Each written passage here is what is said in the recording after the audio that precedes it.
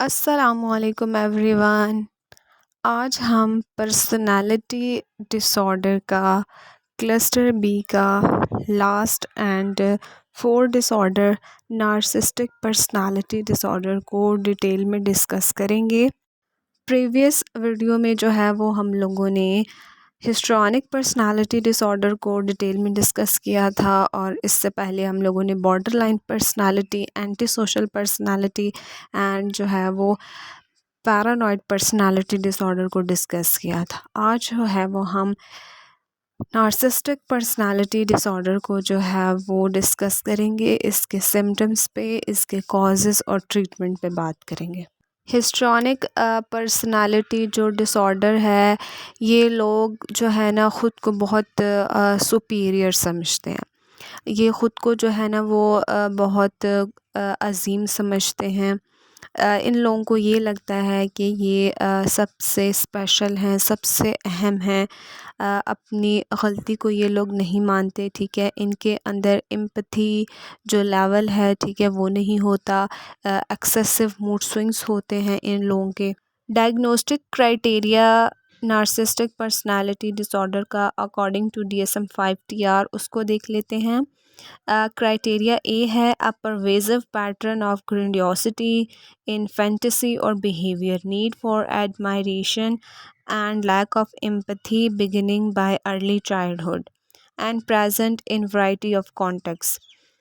इन लोगों का जो पैटर्न है कॉन्टीन्यूस, जो है वो इनका पैटर्न है, जिसके अंदर ऐसे लोगों को ये लगता है कि वो बहुत अजीम इंसान है सारी दुनिया में, ठीक है।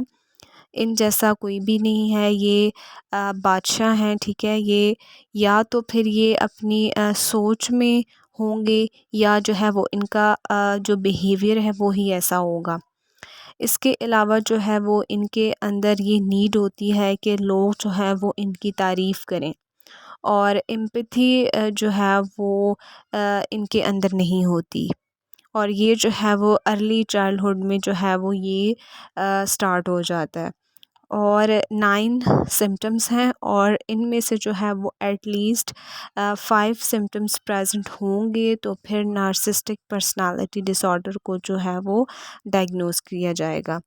अब क्राइटेरिया ए का फर्स्ट पॉइंट है as a grandiose sense of self importance. इनके लिए जो इनकी मैं है, सेल्फ इम्पोर्टेंस बहुत है, अपने लिए ये बहुत अजीम इंसान है। For suppose exaggerates achievements and talents.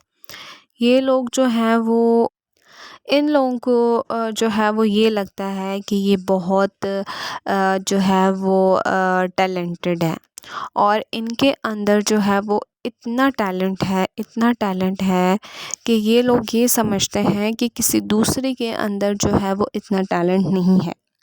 और ये लोग ये चीज़ तसव्वुर करते हैं, वो अज़ीम इंसान तसव्वुर किए जाएं, और इतनी इनकी मेहनत नहीं होती, इतनी मेहनत नहीं करते जितना ये लोग चाहते हैं कि लोग जो हैं वो इनको अप्रिशिएट करें और इनकी जो है वो तारीफ़ करें।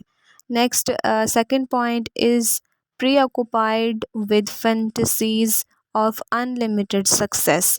ऐसे लोगों का जो दिमाग है वो फैंटेसी से भरा हुआ होता है, और कि वो ये चीज़ तसव्वुर करते हैं कि ये सबसे कामयाब हैं, ठीक है। और इनके पास जो है वो पावर है, ठीक है, ब्रिलियंस, ब्यूटी और आइडियल लव। इनको ये लग रहा होता है कि ये जो है वो सबसे कामयाब हैं। इनके पास जो है वो पावर है, ये बहुत ब्रिलियंट हैं, ये बहुत खूबसूरत हैं, और जो इनका आइडियल लव है वो किसी और का हो ही नहीं सकता। नेक्स्ट जो थर्ड पॉइंट है, बिलीव्स दैट ही और she is special and unique and can only be understood by. इनका ये बिलीव होता है कि ये बहुत स्पेशल हैं, यूनिक हैं, सबसे अलग हैं, और वो ये समझते हैं कि उनको समझने के लिए भी जो है वो अज़ीम माइंड होना चाहिए, कोई स्पेशल जो है वो माइंड होना चाहिए जो उनको समझ सके। और कोई लेवल के लोग हों जो उसको समझ सकें, इन लोगों का जो है वो ये बिलीव होता है। नेक्स्ट 4 पॉइंट है रिक्वायर एक्सेसिव एडमायरेशन। ऐसे लोग जो है वो हमेशा ये चाहते हैं कि जहाँ भी ये लोग जाएं, लोग जो हैं वो इनकी खुशामद ही करें।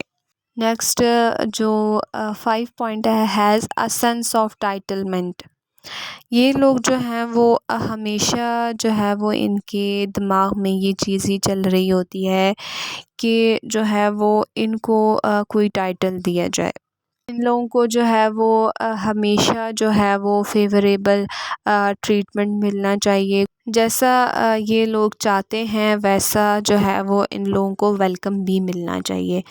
जो इनकी एक्सपेक्टेशंस हैं, ठीक है, रीज़नेबल एक्सपेक्टेशन जो हैं वो दूसरों से, उसके अकॉर्डिंग जो है वो ये लोग चाहते हैं कि इनको जो है वो वैसा इनका वेलकम भी किया जाए, वैसा ही जो है वो इनका फ़ेवरेबल ट्रीटमेंट भी इनको स्पेशली तौर पे मिलना चाहिए।